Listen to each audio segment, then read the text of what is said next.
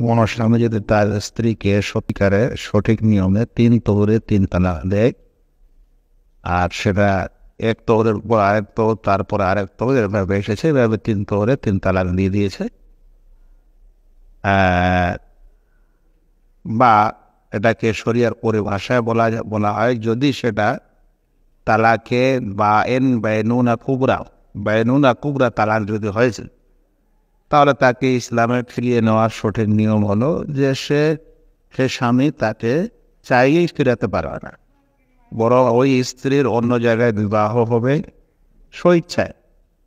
আবার ওই স্বামী তাকে ছেড়ে দিবে। অতঃপর এই স্বামী যে তাকে বায়ান তালাক দিয়েছে, তখন সেই তালাক প্রাপ্তা ওই মহিলাকে বিবাহ করতে পারবে, নচেত এমনি কোনো পদ্ধতিতে তাকে ফিরিয়ে নিতে পারবে না।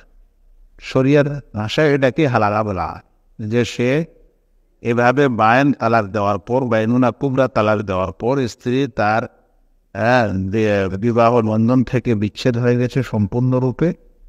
এখন ফিরিয়ে নিতে গেলে অন্য জায়গায় বিবাহ হওয়ার পর যদি কেউ ছেড়ে দেয় স্বইচ্ছায়, তাহলে সে পার হয় না, চেতপাত।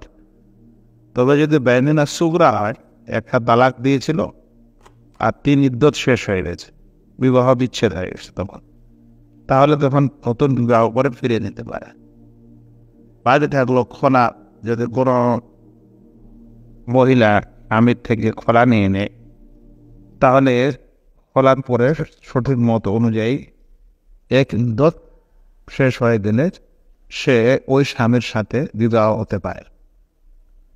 হতে পারে নতুনভাবে বিবাহ করে, যেভাবে নতুনভাবে মহরানা ইত্যাদি নির্ধারিত হয়, সেগুলো নির্ধারণ করে বিয়ে হওয়ার পর পুনরায় নিয়ে আসতে পারে।